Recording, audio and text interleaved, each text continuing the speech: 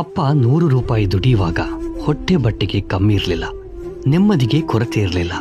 ಇನ್ನೊಬ್ಬನ ಆದಾಯ ನೋಡಿ ಹೊಟ್ಟೆ ಉರಿತಾ ಇರಲಿಲ್ಲ. ಅಪ್ಪನ ದುಡಿಮೆಯ 10 ಪಟ್ಟು ದುಡಿದರು. ಈಗ ಸಾಲದಿಂದ ಮುಕ್ತಿ ಇಲ್ಲ. ಕೋಟಿ ದುಡಿದವನಿಗೂ ಬಂಗಲೆ ಕಟ್ಟಿದವನಿಗೂ ನೆಮ್ಮದಿಯ ನಿದ್ದೆ ಇಲ್ಲ. ಕಿಲೋಮೀಟರ್ ದೂರ ನಡೆದುಕೊಂಡು ಹೋಗ್ತಾ ಇದ್ದ ಕಾಲದಲ್ಲಿ ಸಮಯಕ್ಕೇನೂ ಬರವಿರಲಿಲ್ಲ. ಸಂಬಂಧಿಕರು ಸ್ನೇಹಿತರನ್ನ ಮಾತನಾಡಿಸಲು ಸಮಯದ ಕೊರತೆ ಇರಲಿಲ್ಲ. ರಸ್ತೆಗಳು ಚತುಷ್ಪಥ ಆದರೂ, ವಾಹನದ ವೇಗ 120 ದಾಟಿದರೂ ಯಾರಿಗೂ ಪುರುಸುತ್ತಿಲ್ಲ. ಎದುರು ಕಂಡರೂ ಮಾತನಾಡಿಸಲು ಸಮಯ ಸಾಕಾಗುತ್ತಿಲ್ಲ. ತಿನ್ನುವ ಆಹಾರ ತೊಟ್ಟಿ ಸೇರಿದರೂ ಹಸಿದವನಿಗೆ ಉಣಿಸುವವರಿಲ್ಲ. ಮಣ್ಣಿನಲ್ಲಿ ಆಡಿ ಅದೇ ಕೈಯಲ್ಲಿ ಹೊಟ್ಟೆ ತುಂಬಾ ತಿಂತಾ ಇದ್ದ ಕಾಲದಲ್ಲಿ ರೋಗಗಳ ಹೆಸರೇ ಗೊತ್ತಿರಲಿಲ್ಲ. ಆಸ್ಪತ್ರೆಯ ದಾರಿಯೇ ತಿಳಿದಿರಲಿಲ್ಲ. ಬಗೆ ಬಗೆಯ ಕೆಮಿಕಲ್ ಹಾಕಿ ಮೈಕೈ ಶುಚಿಗೊಳಿಸಿದ್ರು. ಅನಾರೋಗ್ಯ ಮಾತ್ರ ತಪ್ತಾ ಇಲ್ಲ.